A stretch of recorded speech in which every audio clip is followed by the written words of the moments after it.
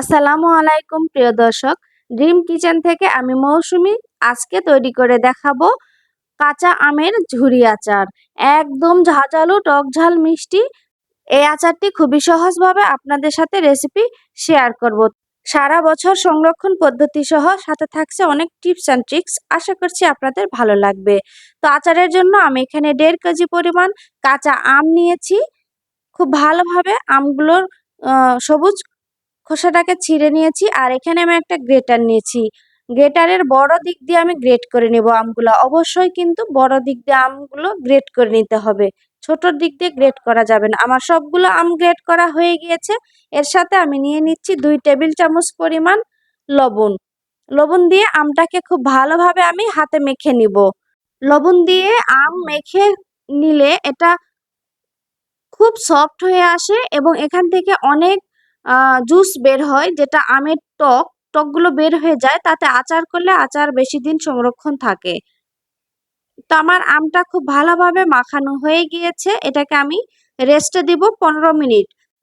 এখানে বাড়তি কোনো মশলা ব্যবহার করতে হয় না, একদম ঘরোয়া মশলা দিয়ে এই ঝুরি আচারটা করা যায়। এবং কিছু টিপস অ্যান্ড ট্রিক্স ফলো করলে আচার কিন্তু দীর্ঘদিন সংরক্ষণ করে রাখা যায়। আশা করছি আপনাদের কাছে এই রেসিপি ভালো লাগবে। তো এটাকে আমি এখন ঢাকনা দিয়ে রেখে দিচ্ছি। আর এখানে একটা প্যান নিয়েছি। প্যানে আমি 1 মুঠ পরিমাণ শুকনো মরিচ নিয়ে নিচ্ছি। শুকনো মরিচটা সুন্দর করে ভেজে নিব। শুকনো মরিচটা একটু লাল লাল হয়ে আসলে এ পর্যায়ে আমি এর সাথে দিয়ে দিচ্ছি 1 টেবিল চামচ পরিমাণ পাঁচফোড়ন। পাঁচফোড়নটা দিয়ে খুব বেশিক্ষণ ভাজা যাবে না। এটা কড়াই থেকে একটু ধোঁয়া ছাড়া অবস্থায় আমার চুলা জালটা অফ করে দিতে হবে এবং এটা গুঁড়ো করে নিব আমি। পাঁচফোড়নটা বেশি ভাজলে এটা কিন্তু তিতা হয়ে যাবে, তাই অল্প ভাজতে হবে। তো আমি একটা প্যানে এখানে 1.5 কাপ পরিমাণ সরিষার তেল দিয়ে দিচ্ছি। যেহেতু এটা তেল ঝাল আচার, সরিষার তেলের পরিমাণটা একটু বেশি নিতে হবে। তেলটা একটু মোটামুটি গরম হয়ে আসলে আমি এর সাথে দিয়ে দিচ্ছি 1 চামচ পরিমাণ গোটা পাঁচফোড়ন। পাঁচফোড়নটা যখন হালকা একটু গরম হয়ে আসবে এর মধ্যে আমি দিয়ে দিচ্ছি 1 কাপ পরিমাণ কুচানো রসুন। রসুন দিয়ে এটাকে একটু হালকা করে নাড়তে হবে। আর এরপর রসুনে যখন ভালোভাবে বলক আসবে একটু পর আমি এর সাথে দিয়ে দিচ্ছি 1/2 কাপ পরিমাণ ভিনেগার। ভিনেগারটা কিন্তু আচারে অবশ্যই দিতে হবে। আচারে ভিনেগার না দিলে আচার, যে কোনো আচার বেশি দিন থাকে না, নষ্ট হয়ে যায়। তো ভিনেগারটা অবশ্যই দিতে হবে। ভিনেগার দিয়ে বেশ খানিকক্ষণ নাড়ার পরে যখন একটা বলক আসবে এ পর্যায়ে আমি এখানে 5টা 6টার মতো শুকনো মরিচ, যেটা আমি ভেজে রেখেছিলাম, সেটা দিয়ে দিলাম। আর এর সাথে আমি দিয়ে দিচ্ছি 1 কাপ পরিমাণ চিনি।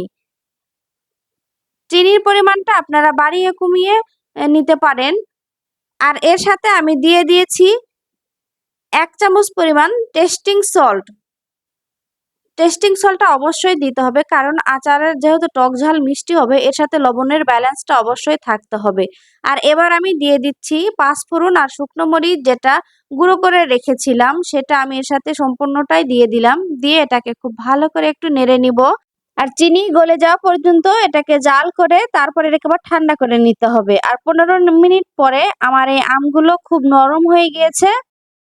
আমের কুচিগুলা এতটা নরম হয়ে আসছে। এবার এখান থেকে আমি জুসগুলা বের করে নিব। তার জন্য আমি একটা ছাকনা নিয়েছি। ছাকনাতে আমগুলো দিয়ে খুব ভালো করে হাতে চেপে চেপে আমের জুসগুলো সব বের করে নিব।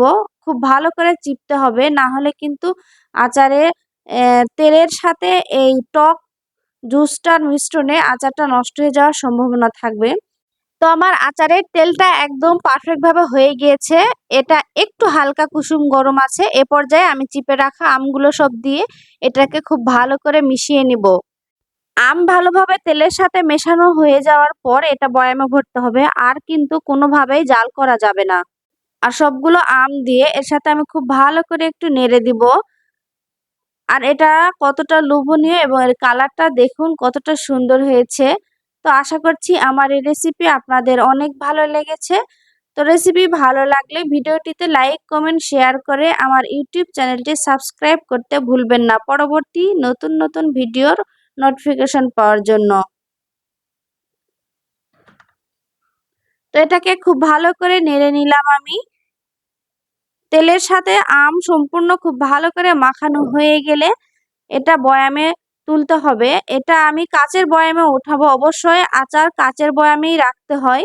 আর এ পর্যায়ে আপনারা একটু লবণটা চেক করে নিবেন। তো এখানে আমি একদম শুকনো একটি কাঁচের জার নিয়েছি। কাঁচের জারটাতে আমি এখন আচারগুলো সব দিয়ে দিব।